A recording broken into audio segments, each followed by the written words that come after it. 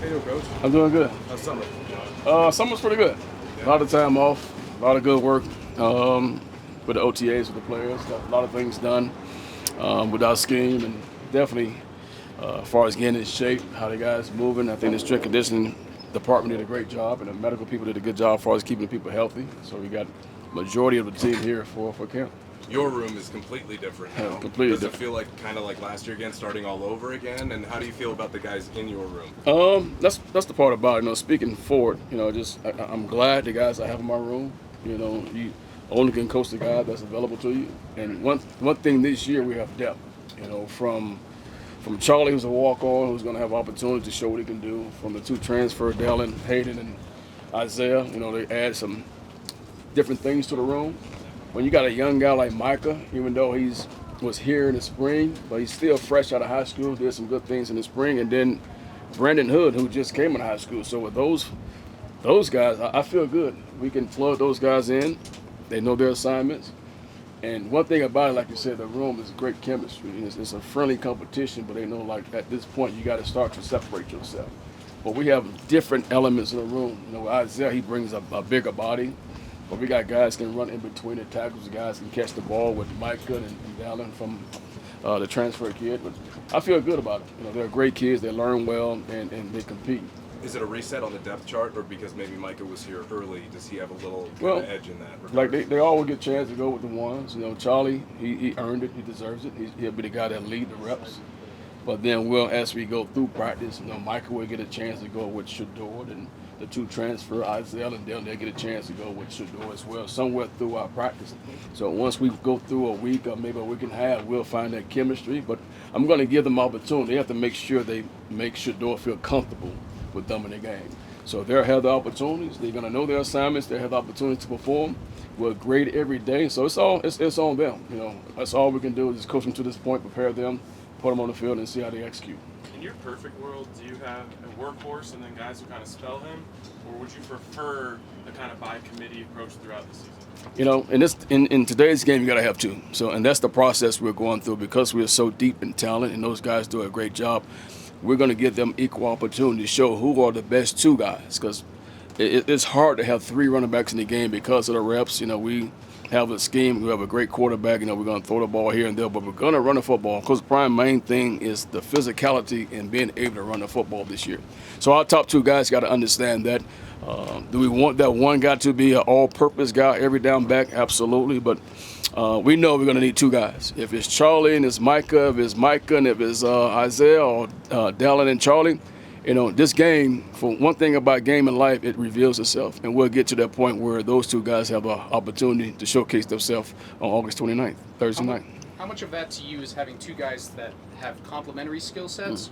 And how much of it is, hey, these are our two best guys, even if they do similar things well? Both things. Guys that really complement what Coach Sherman is trying to get done. And the best two guys physically, mentally, that get things done.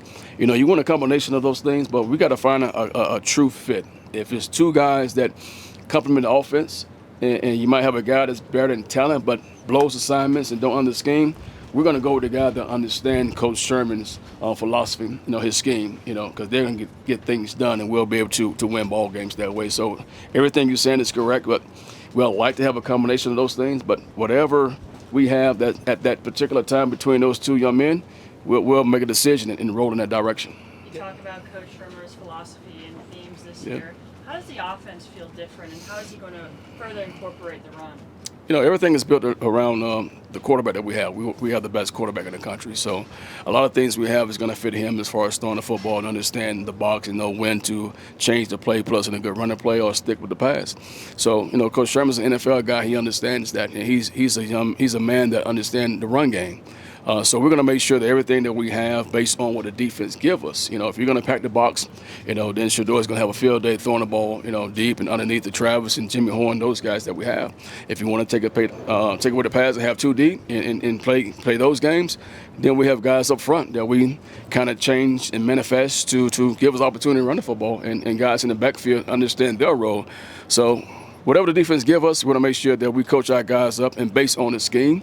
It kind of dictates, how we're going to perform that week based on what the defense is giving us. Coach, with Dylan Hayden, Yeah, he wasn't a starter at Ohio State. Yeah. He's obviously been there for 2 years and he ran the ball quite a bit. Are you seeing that experience pay off to where he's maybe got kind of a pro mindset in a way because he's been on a winning program? He does. You know, he comes into it.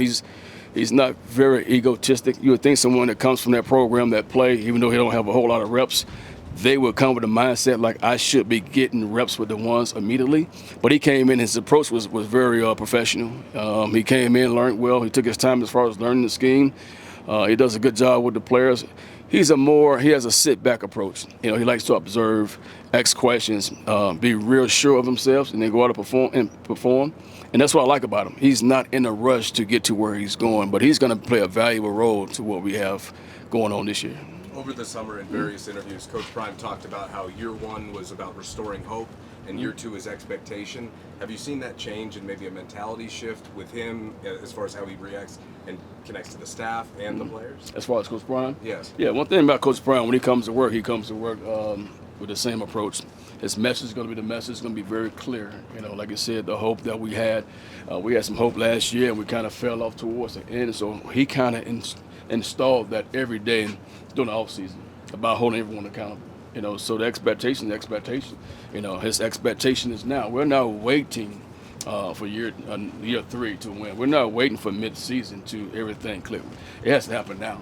So he has that now approach. So every day he comes into work, his mentality, his thought process, his message, and philosophy is the same. He don't deviate from it. That's why he's Deion Sanders. And as a player, as a coach, as a player that's underneath him, you have no choice but to adapt to that. Or you will get surpassed, or you will be someone that has to be replaced. And that's the bottom line. That's where we are right now.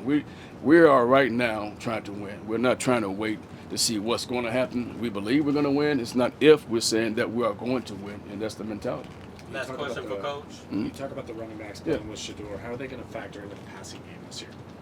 One, protection. If you can't protect, you know, with the O-line, it fit in where you need to fit in. If you're going assignments where your guy's making a sack on our most valuable player, you won't be in the game. So that's where it starts. You know, we're runners. We're going to be able to run the football. We're going to know our assignments, but protection and ball security is the top two things. So to your question, you got to be able to protect, understand the protection, and know where you fit in with the O-line.